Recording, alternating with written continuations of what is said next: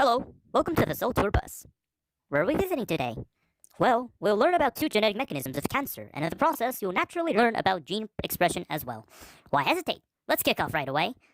Before beginning, note that phosphate is the currency of energy in a normal cell. Phosphorylation of a protein is equal to activating the protein by conferring energy to it. This guy will explain you about Ras proto-oncogene mechanism. Say hello. Hi, I'm the protein product that stimulates cell division. Now, everything begins with a growth factor, a signal that stimulates cell division. The growth factor is bound to growth factor receptor tyrosine kinase, which in turn phosphorylates to the G protein Ras, which activates another relay protein kinase, which undergoes signal cascade. One kinase can activate multiple kinases in the successive step, leading to signal amplification. The final phosphate receptor protein acts as an activated transcription factor, which enters the nucleus and enables transcription of the target gene.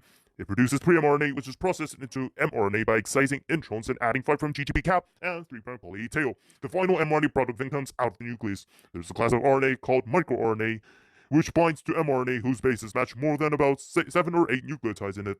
MicroRNA then either simply inhibits translation or triggers mRNA degradation. Even after mRNA is translated into a polypeptide, special proteins called ubiquitins may attach to the polypeptide, which leads to its destruction by the proteasome. Ubiquitins, what's the matter, dudes? Well, old protein, this cell apparently had enough cell cycle. Now let's go.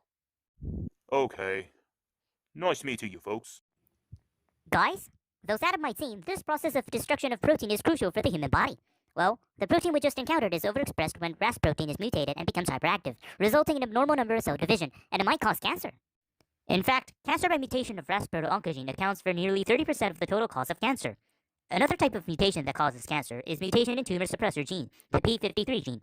Unlike the former cause, which entails cell cycle stimulation, P53 protein is crucial in cell cycle inhibition. And let me pass my mic to P53. Thanks. People call me the guardian angel of cell due to my function of preventing mutant cells from dividing. P53 does not act directly to drive the process, but act as a core regulator to activate three major processes: cell cycle arrest, DNA repair, and apoptosis. I decide whether a cell should live or die in case of genomic damage. When cell genome is disrupted by external factors such as UV rays, I'm activated after a series of reactions of signal relay of protein kinases. Once activated, I trigger activation of CDK inhibitor protein called P21, which blocks the cell division. I activate proteins like P48 for DNA repair, and when the damage is so severe, I activate proteins like PIG3-MBAX to undergo apoptosis, or programmed cell death.